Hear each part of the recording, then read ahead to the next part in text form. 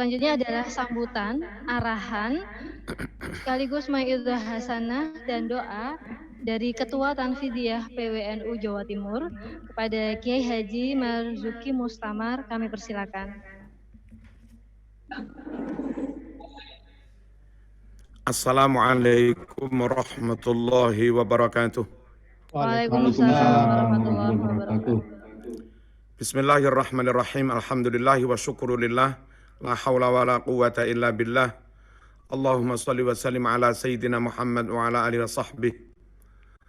Para kiai, para masyayikh, seluruh pengurus NU, baik wilayah maupun cabang. Ini ada Kiai Hakim dari Tulungagung. Alhamdulillah, Yai. Ini Ketoro Padang. Waalaikumsalam Ketawi Senen. Mugi-mugi para masyayikh sehat walafiat. Amin Allahumma amin. Seluruh pengurus PKN Jawa Timur,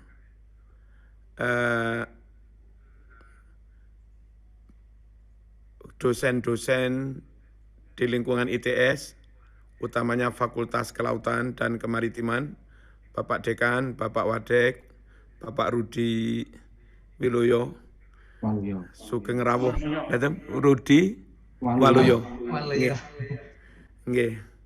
Matur suwun panjenengan saged napa niki mensemangati kanca-kanca untuk nderek-nderek njogo pantai, njogo laut, njogo wilayah kita dan jaga budayanya, jaga semuanya. Semoga niki meskipun satu dzarrah menjadi kebaikan yang dicatat Allah Subhanahu wa taala. Faman ya'mal mithqala dzarratin khairan yarah wa may ya'mal mithqala dzarratin syarran yarah. Bapak Musta'in dan seluruh jajarannya semoga senantiasa semangat mengurusi kemaritiman, masyarakat pantai, masyarakat nelayan, yang mana itu sangat penting dari semua sisi. Para peserta Zoom hadirin rahimakumullah, pesan saya pertama sekali lagi jaga pantai. Jaga pantai. Apa saja yang harus dijaga? Kepada masyarakat nelayan, masyarakat pantai, jaga aset. Jangan mudah melepas tanah. Jangan mudah melepas aset. Jangan mudah menjual tanah. Kecuali benar-benar untuk kepentingan umum, kepentingan negara. Jangan gampang menjual kepada pihak lain. Ingat, anak-anak sampean besok bikin rumah juga di situ. Anak-anak sampean, cucu sampean juga nanti juga akan beranak pinak, tempat tinggal di situ, dan sumber ekonominya juga di situ. Menawi tanah, aset, lahan, panjenengan jual, kepengin tuku mobil, dodol tanah satu nggalane 50 tahun ke depan mesakaken anak putu panjenengan. Dan harga tanah menjadi mahal. Terus anak-anak yang biasa hidup di pantai, biasa nelayan, kalau dipaksa harus naik ke daratan, ke pegunungan, mereka juga susah beradaptasi secara pekerjaan, beradaptasi secara alam dari panas menjadi adem. Bayangno, wong weru Lamongan, wong brondong Lamongan, moro-moro urip ning batu apane enggak katuen. Belum lagi adaptasi yang lain-lain. Mau nggak mau anak putune wong pantai sing penak ya urip ning pantai. Agar anak cucu tetap punya tempat, punya lahan, pesan saya jaga aset, jaga lahan, jaga properti. Jangan gampang dilepas kepada orang lain yang mungkin orang lain itu nyun sewu dalam banyak hal nggak menjaga kita atau nggak menjaga budaya kita, atau enggak menjaga nasionalisme kita, atau enggak menjaga akidah kita, dan lain-lain. Yang kedua, jaga pantai, nyun sewu. Karena lewat pantai itulah mungkin orang asing bisa menyusup, narkoba bisa masuk, kejahatan-kejahatan bisa masuk. Jaga pantai. Dan ini bagian dari tugas orang pantai, ribat. Ribat itu apa? Menjaga perbatasan. Orang yang tinggal di Malang Selatan, orang yang tinggal di Blitar Selatan itu otomatis bertetangga RT dengan RT-nya Australia sana. Ini dia ibaratnya orang yang ada di perbatasan. Nah, dalam bahasanya Rasulullah, hadis Bukhari Muslim, itu namanya ribat atau murobatoh. Pahalanya besar. Man mata murobiton, mata syahidan, mata fisabilillah. Barang siapa mati ketika dia menjaga perbatasan, termasuk menjaga perbatasan, ya menjaga pantai ini, maka dia mati fisabilillah. Kekuatan asing masuk lewat pantai. Orang asing nyelonong masuk membahayakan negeri lewat pantai. Narkoba masuk lewat pantai. Kelompok-kelompok gerakan-gerakan yang kontra Indonesia masuknya juga lewat pantai. Nah, kalau pantai nggak sampean jaga, hanya duit-duit 50.000, 1.000 dibuka semua, rusak semua. Monggo tugas-tugas amar ma'ruf nahi mungkar khususnya dalam arti seperti itu, lewat menjaga pantai dimaksimalkan. Dan ketika panjenengan bertugas seperti itu, terus mati, maka matinya mati syahid. Wajar sekali Nabi menyebut orang yang mati di perbatasan mati syahid, karena ya tugasnya seperti itu. Hadirin rahimakumullah, jaga pantai. Lalu juga dijaga kesehatan pantai, kebersihan pantai, keasrian pantai. Kalau nyun sewu, sampah-sampah plastik dibersihkan, sampah-sampah yang mengandung zat karbon dalam jumlah besar dibersihkan. Nanti air itu menjadi sehat, planktonnya banyak, zooplanktonnya banyak, lalu ikan-ikan kecil kerasan di situ, syukur-syukur kedalamannya juga diatur, kalau walet dikeruk dan seterusnya. Kalau ikan-ikan kecil banyak tumbuh di situ, hidup di situ sehat, maka ikan agak besar yang biasa makan ikan kecil juga banyak di situ. Menjadi rezeki panjenengan semua. Untuk mendapatkan ikan seukuran sakmene misalnya, atau seukuran 1 onan, nggak harus melaut jauh-jauh 10 kilo, yang kadang harus lama-lama meninggalkan anak istri, yang itu kadang bahaya anginnya, bahaya nyun sewu, ombaknya, dan yang lain-lain. Sebetulnya dengan menjaga pantai, airnya sehat, airnya bening, sergap diresiki, plankton planktonnya banyak di situ, rezeki di situ. Syukur-syukur misalnya nyun sewu yang bisa hutan mangrove dan seterusnya, ditata sebegitu rupa sebaik-baiknya, syukur-syukur didesain konco-konco bareng yang biasa noto RT RW niku, tata ruang, tata kota, dalan itu pundi, nanti nyun sewu menjadi pusat pariwisata dan mendatangkan rezeki. Wisatawan domestik datang di situ dalam jumlah besar, kita bisa dakwah kepada mereka, lalu nyun sewu masyarakat bisa dodolan makanan apapun oleh-oleh kepada mereka, rezeki lagi. Belum lagi nanti bawahnya hutan mangrove, biasanya nyun sewu baik untuk menelurkan napa niku? Napa niku? Sing ana cupite niku napa? Rajungan, kepiting, rezeki malih. Jadi nyun sewu menghirup udara segar karena hutannya bagus, nggih rezeki. Air bersih, sehat, iwak-iwak kecil banyak, jadi rezeki. Lalu bawahnya kepiting bodong ngendok dalam jumlah jutaan, mungkin nggih jadi rezeki malih. Wisatawan domestik datang, jadi rezeki sampean iso dodolan. Jaga pantai. Wis pokoknya intinya jaga pantai, rezekine kewadah. Konco-konco saking BKN memohon bisa membimbing mereka bagaimana menjaga, mengelola pantai dengan sebaik-baiknya.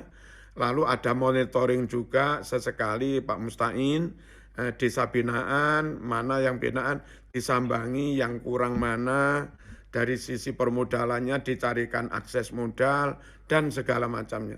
Kalau mungkin mereka susah BBM, dibantu untuk bisa mendapatkan BBM-nya, enggak kesulitan. Tapi semuanya harus jujur amanah, masyarakatnya harus jujur amanah, kuatir kita konco-konco ITS, BKN, kesel-kesel golek lobby ke sana kemari, akhirnya dapat BBM murah, solar murah, terus didol maneh. Nah, kadang uniku repote seperti itu. Jadi semuanya harus jujur, semuanya harus amanah, ben gak cegeh dari wong Blitar. Ben gak males. Nah, kadang kalau kita satu sisi tenanan serius, sing situ nih malah gitu lenan, malah dikhianati, malah rusak. Hadirin rahimakumullah, laut kita katanya 2/3 dibanding wilayah daratan.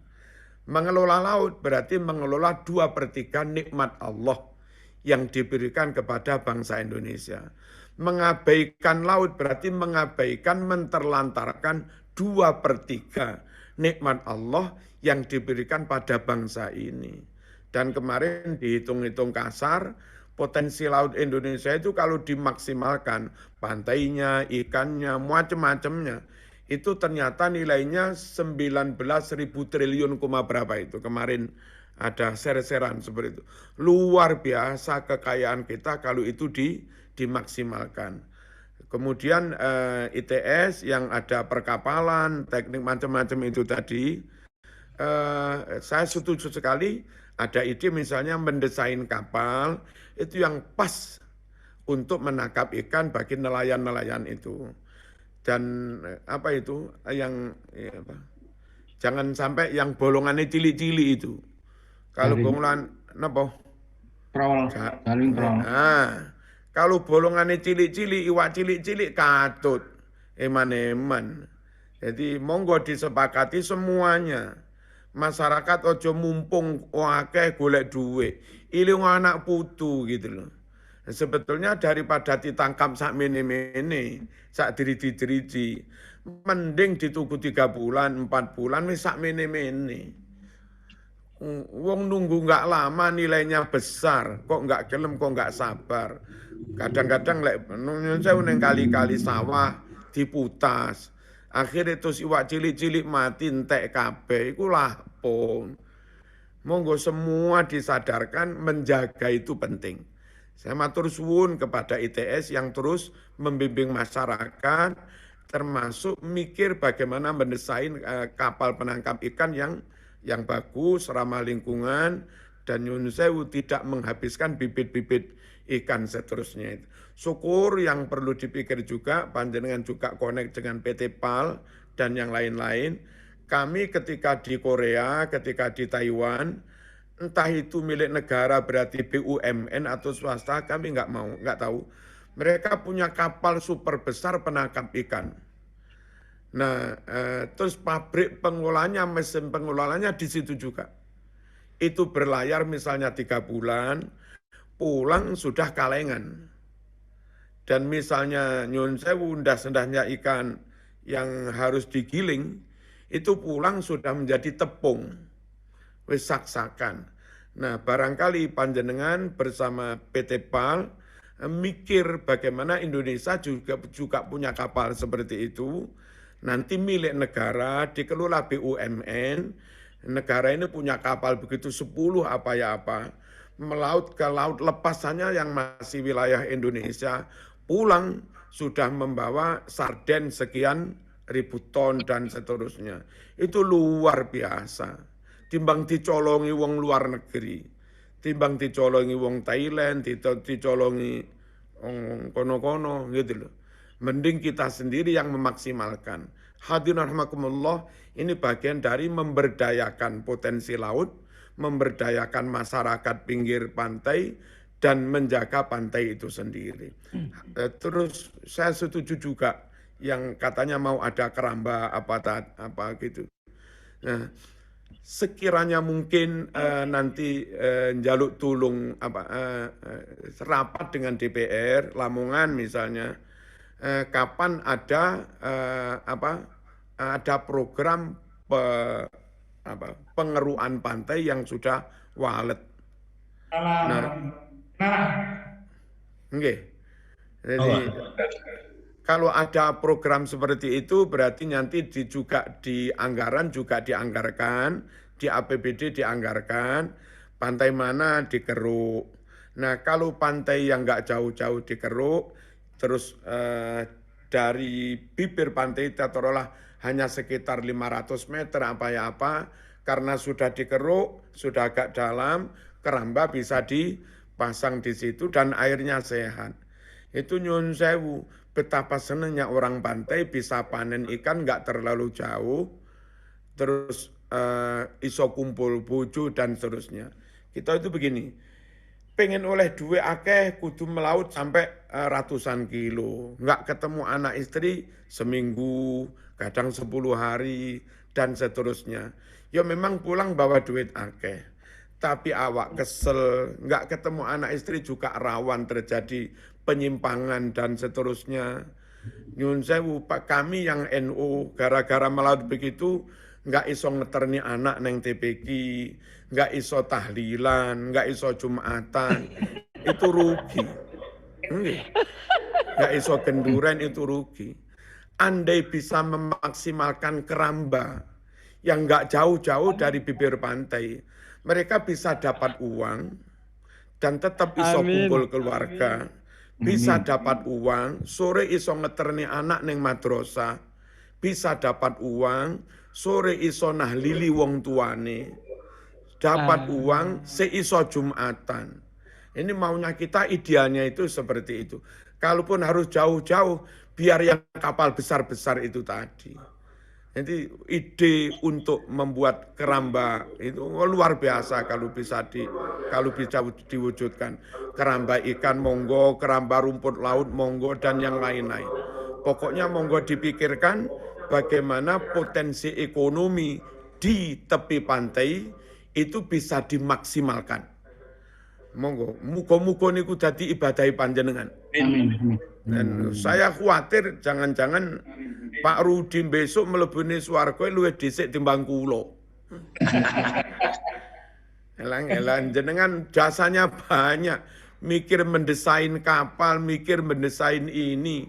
Ketika kapal itu digunakan untuk malau dapat rezeki nak untuk mondokni anak, mengkuliahkan anak, daftar kaji, dan seterusnya. Desainernya ganjarannya kewadah. Pak Mustain kalah. Allahumma shalli ala sayyidina Muhammad. Lalu saya pesan Gresik, Lamongan itu sak bongso. Meskipun beda kabupaten, wong jenenge nelayan, Mas. Kadang-kadang enggak ngerti batas apa-apa, yang nelayan dari Weru sampai kadang masuk di wilayah Gresik. Yang nelayan dari Gresik kadang sampai masuk ke wilayah Weru. Podo Indonesia ini, podo Islami, enggak usah tukaran. Wong rezeki ku dewe-dewe kok. Enggak usah diarani sampean merebut sawahku, sampean merebut lahanku. Memang laut itu sawah mbahmu ya. Saya kadang dengar cerita, dengar kabar nelayan iki karo nelayan iki tukaran. Iku lah lapo. Kalau tukaran ini Jawa podo Madura ya podo Islami. Ya podo NKRI ini. Kalau tukaran itu yang nelayan Weru sama etane apa yang masuk Gresik itu. Itu ya podo Islami, ya podo Jawa ini. Mung hanya lahan ngono terus tukaran. Ampunlah para rawuh. Iwak Madura itu iso mlayu neng Jawa. Iwak Jawa ya iso mlayu neng Madura. Iso teko Tulungagung. Iso teko Tulungagung bareng. Apa salahe Yai Hakim niku nguber iwak teko Tulungagung nggak kena-kena sampai Bali. Kena neng Bali. Iku ora diarani nyolong iwak Bali, iku nguber iwak teko Tulungagung. Monggo lah niki dinikmati bersama, alam niki dinikmati bersama, dijogo bersama. Dan kalau seperti itu, kedah podo njogone. Misalnya nyun sewu, masyarakat pantai niki sampun punya kesadaran menjaga pantai. Pantainya sehat, asri, ndoke kepiting banyak, kepitingnya banyak, iwake juga banyak, iwake kerasan. Nah, lalu yang masyarakat pantai sebelahnya nggak gelem jogo. Iwake titik, iwake sepi, lalu melayu rene. Lho ngene iki nakal jenenge. Nah, mestinya semuanya disadarkan pentingnya menjaga pantai. Kene ya akeh wae, kono akeh wae, kono akeh di mana-mana akeh wae. Kalau sudah seperti itu nyari wak di mana-mana padha ae. Hadirin rahimakumullah, ini sekali lagi menjaga pantai, termasuk menjaga budaya, menjaga kerukunan dan yang lain-lain itu tadi. Yang perlu kami sampaikan juga pemberdayaan.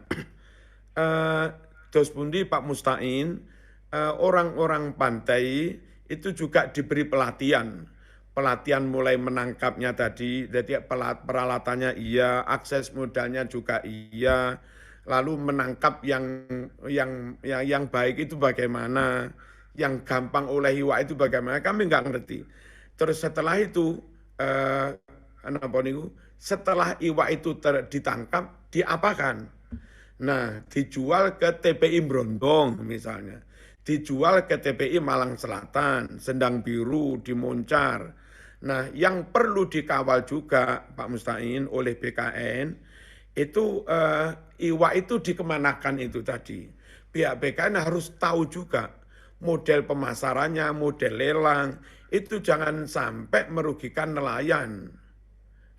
Saat nelayan kesel-kesel seminggu, rong minggu, doyo mulai oleh duit didik. Alasan macam-macam tengkulak-tengkulai, begini.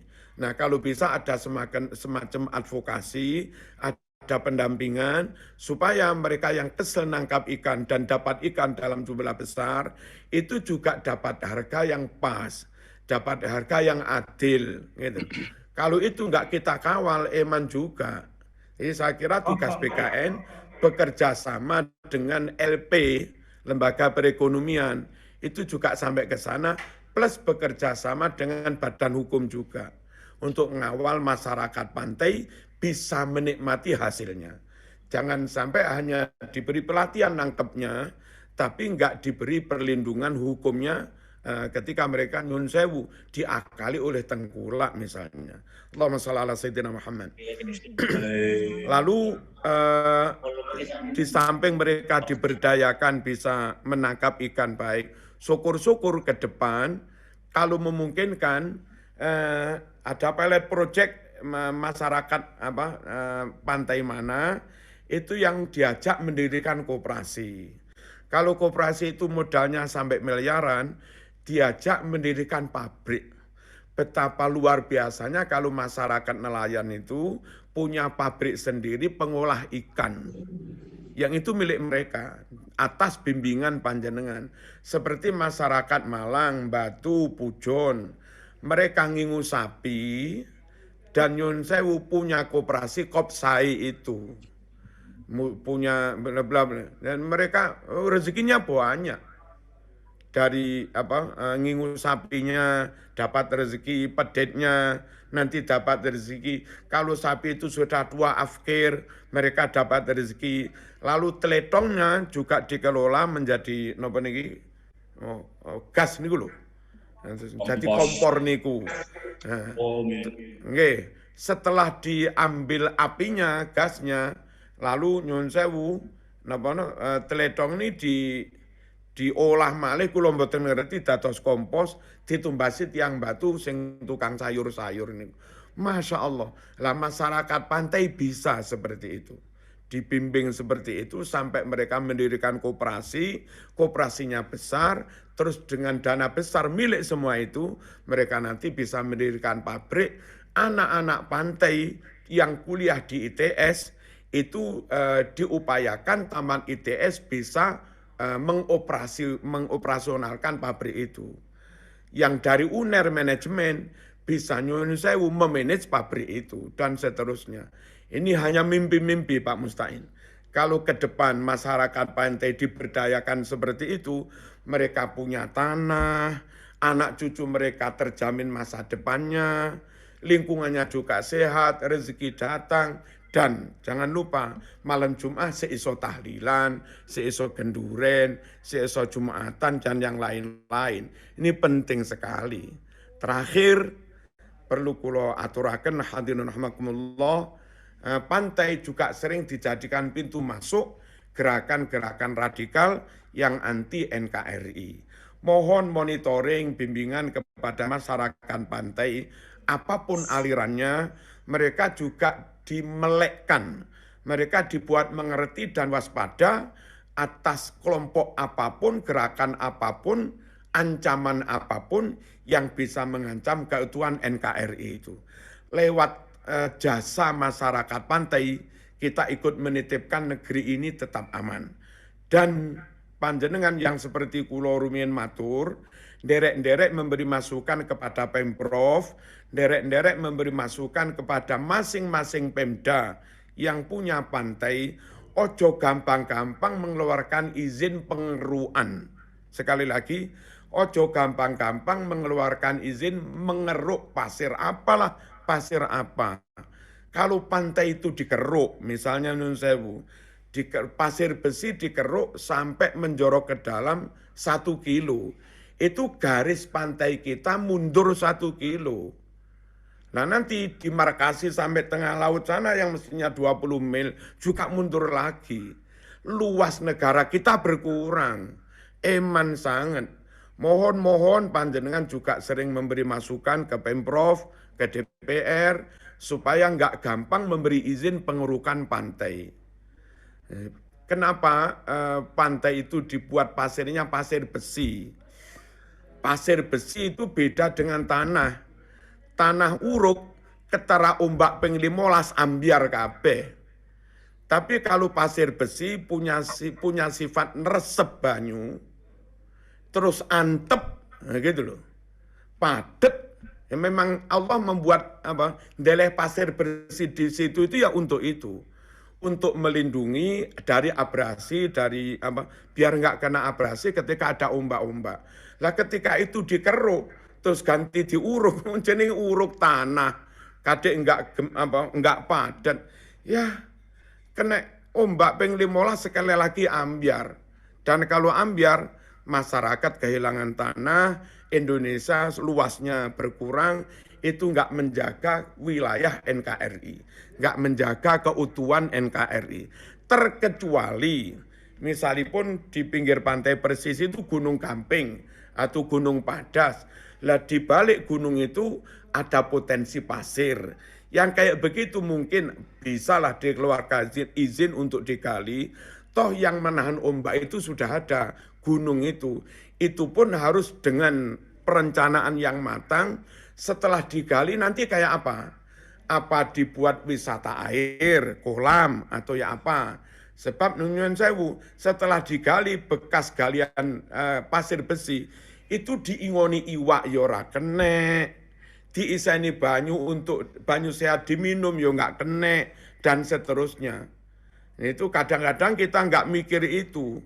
Saya pernah kelilingan di Jawa Tengah sampai Cilacap, dan sebelum Cilacap itu banyak bekas-bekas galian yang nggak dikembalikan, diingoni iwak yo mati, dibangun rumah yo wis ra kenek, nggak karu-karuan.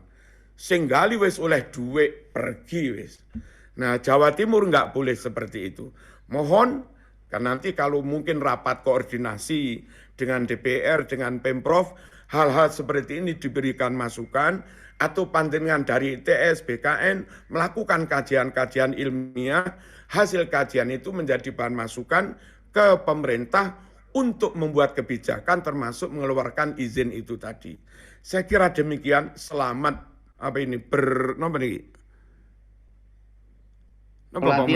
pelatihan ya. Pelatihan apa niki?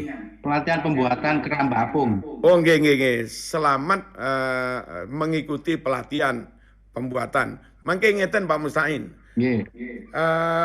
Kapan kira-kira hasil pelatihan itu bisa dilihat? Syukur-syukur pas dilihat iwake wis rada gede-gede. Nah, nek wis ono nyotone iwake rada gede-gede, kula diundang malih. Alhamdulillah. Lek iwake durung gede-gede ra usah ngundang tiwas gelo kula mengki. Ono. Monggo Pak Rudi ngapunten kula guyonan kula sereng. Besar Kiai, siap dirawuhi. Nggih. Assalamualaikum warahmatullahi wabarakatuh. Waalaikumsalam warahmatullahi wabarakatuh. Begitu. Matur nuwun sangat kami haturkan Kiai Haji Marzuki Mustamar. Semoga kita semua dapat melaksanakan sekaligus meningkatkan ketakwaan melalui menjaga pesisir dan laut kita, sekaligus mengoptimalkan sumber daya alam yang terkandung di dalamnya. Sekali lagi